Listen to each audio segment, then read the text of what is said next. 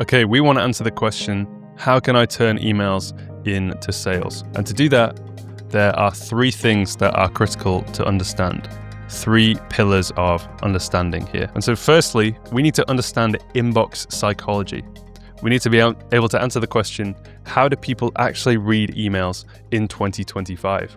And the answer to this lies in the fact that over 65% of people are opening your emails on their phones. They're opening your emails in the same place that they scroll Instagram and TikTok and all the rest of it. This is the environment that your content is meeting your target market. And so we need to be aware of that when we're creating these emails.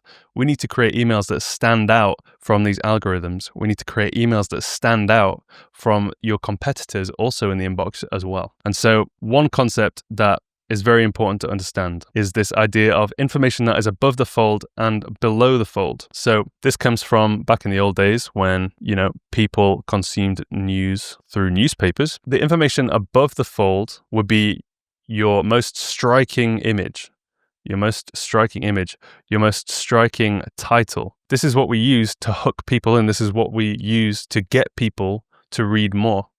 And so it's this same concept that we want to apply to our email designs. We want to hook people in with information above the fold and then encourage them to read more with an article below the fold. And so how do we do that? Well, we have to create elements of our email that respond to the different ways by which people are consuming over time. So, for example, readers do not instantly read. They do not instantly engage with the meat and potatoes of your email. Before they even skim your email, they scan. So they just glance at the email and make a decision there and then if they are going to continue to read. And so in response to this, we need to create a striking headline and hero image, like I just said. We need to hook them instantly. And so the job of the image and the headline is to spike curiosity. So spike curiosity, I'll just underline that, and draw them to read the subheadline. So they haven't even started skimming the email yet. They haven't even sort of started, scrolling even a little bit. So we want to draw them to start skimming. And when they have started to skim, this is when we utilize an impactful subheadline. We elaborate on the title and we imply that there is benefit to reading further down. So this is still obviously in the hero section. This is still above the fold. And we want to add depth to the hook. We want to imply the benefit of reading the rest of the email. And finally, people will actually read your email if they determine that there is value in it based on the content that you have put above the fold. This is where we dive into details, give more context, and we get into the content and we build rapport. And this is important. We need to provide genuine value to the reader when they are reading our emails. The job is not done when we have their attention. We need to prove to them that we are worthy of it.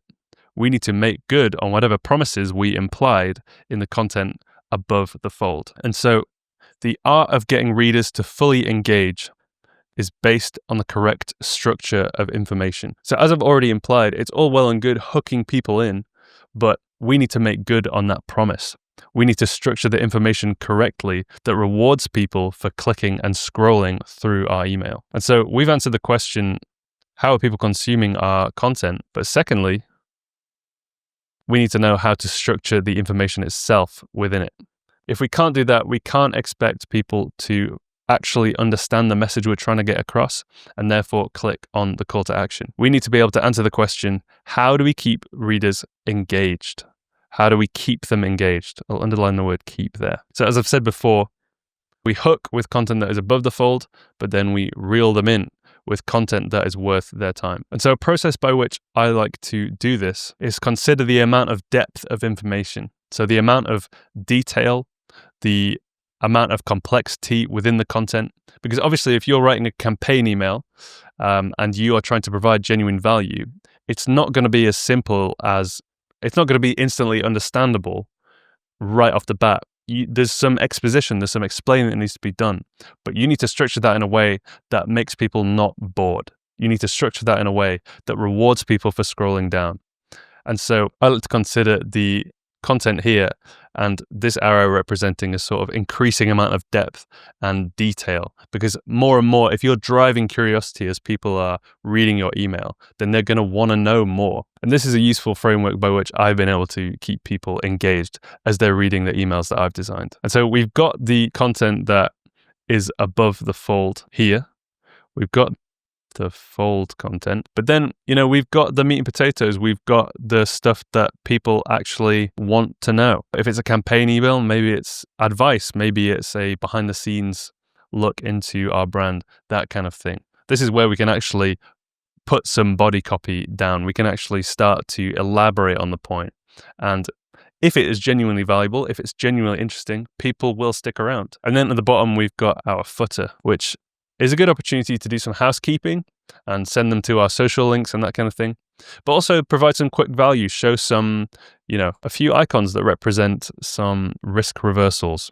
If someone is considering buying from us, there's an opportunity in the footer to just quickly remind them about, things that aren't necessarily thematic to the content of the email, but are relevant if they are considering buying, that kind of thing. And so I've just got some examples here of these content sections. And here are some header examples. And this is what I've been talking about until this point. But as you can see here, we've got clear titles. These are the first things that you see. We've got strong hero images, which again, draw the eye very well. In this case, multiple hero images. And just off the title and the image alone, it's instantly clear what the theme of these emails are. Additionally, we've got some strong subheadings. So like I was saying, when people start to skim, we've got a bit of extra context to reel people in. So it says welcome in this email, for example, but then we're elaborating on that with our 15% off bonus and that kind of thing, which all sort of culminates in leading them to the call to action here. And it's very important that the call to action button is above the fold. I see time and time again people burying the call to action, putting it right at the bottom, making it really small. This is the cardinal sin of email design. We want to make it incredibly, incredibly easy for people to click and make it so simple for them to do so. And so we get into the body section. Here are some examples I've chosen, but essentially this is where we can start to put our copy. So whether it's a sort of, review-based email or just a brand update, this example, I think, is a product use guide, that kind of thing. There are many ways by which we can portray information. And, we don't have to make it boring, which brings me on to an important point about email design, which is novelty. And so like I was saying before, people are opening these emails in the same environment by which they are scrolling to TikTok, scrolling Instagram. And so their attention spans are going to be very short. They're going to get bored very, very quickly. And the way that we combat that is by novelty, is by presenting the information in a creative way.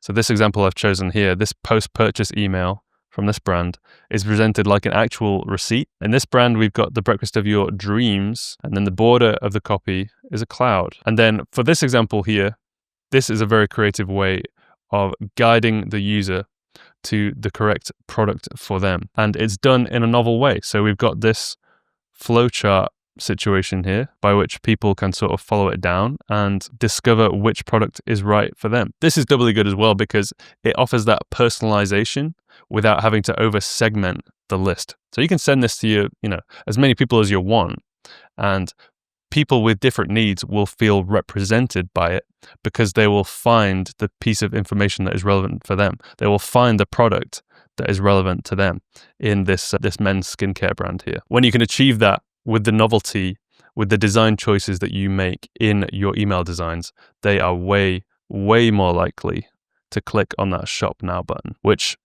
I don't really like. I think they can make some better copy choices here, but I'm not here to judge. And lastly, as I implied before, we've got the footer. So obviously, we want to give them an unsubscribe option. It's very important that you do that. But also, we've got a chance to link them to our socials and reverse some of the risks, like I was saying before. So, this is a candle brand here. If someone is reading the email about whatever it is and they sort of start to think a bit about your product offering, they might wonder like, oh, how long does it burn for? Oh, well, it burns for 50 hours. Are there toxins in it? no, that kind of thing. In this example, will I have to pay for shipping? Well, maybe not on this order because you have free shipping on orders over $50, that kind of thing. And so even if you know how to structure the information, there is a key part of email design that is critical to get right if you want it to generate actual revenue for your brand. And this is the art of actually getting clicks. We want to be able to answer the question, how do I guide the reader towards my CTA? Because that is how people are going to end on your PDP. That is how people are going to actually buy from you. Once you can answer this question, that is how you are going to be driving sales. It doesn't matter if you've, won them over to whatever value you're providing in your email or whatever the point of your email is. If you can't create a good call to action, no one's going to click on your email. No one's going to buy off the back of it. And so this is usually achieved through buttons and links. And I've attached a couple of examples here. So I've just ripped this from a couple of the designs that I've made recently. But as I've implied before, you want it to be very big. So in this example, this would probably be the side of the mobile border for this button here. You want it to be just incredibly easy for the reader to click it. Again, a point I'll make about the copy choice as well. And I'll get into it in a second, but with each of these examples, we don't have that, generic sort of discover more. These examples are very good at creating an accurate idea of what the outcome is by clicking on this button for the reader. So this brand was selling pet supplements and the copy reads simplify dog care. And this takes you to the PDP. And so instead of a shop now, we're selling the outcome. We're selling a version of this potential customer's life where, dog care is simple. Another good tactic to use in your CTA copy is to be very specific about activating your reader. So if they want to apply the discount, they have to press this button. There's no sort of like, here are the details you need and offer up a shop now button. This copy implies that if they want to, make good on the benefit that we've implied, well, then they have to click this button. It needs to be unmissable. So as I sort of demonstrated earlier, it needs to be really big. It needs to be very, very clear. It needs to stand out from all the other copy, and it needs to have activating language on the button or link. And so in terms of writing, the most important piece of advice that I can give you in terms of writing good copy for an email is selling the outcome, not the product. Demonstrate an understanding of your consumer's pain point and how you solve that issue for them. You sell this version of their lives by which your product has improved it in some way. Well, let's say, for example, that your brand sells creatine. You wouldn't say shop creatine. You would say, discover the path to six-pack abs or something. You would say, discover a healthier you, that kind of thing. And so just a little bit of guidance around copy. Here are some examples. And so rather than shop now, we want to say claim deal. Again, we've got that activating language. If they want the deal, they are going to have to respond to our call to action. Rather than find out more, language like discover works really, really well. And make it specific to their pain point, like I was saying in the creatine example, discover your best workout, that kind of thing. Also, rather than just saying, the name of your product, again, a good prompt could be fix my, whatever solution you are providing. And so we have 3 pillars of understanding that are critical to creating and designing a good email that actually drives clicks. And it's also important to mention that, none of these can stand without another. So you may do very well at creating, a striking hero image and a title that hooks people in with content above the fold. And you could have a really effective call to action button. But if you can't structure the information correctly, then people are just not going to care. People aren't going to really bother with your product offering. Also, you could have amazing structure of your information.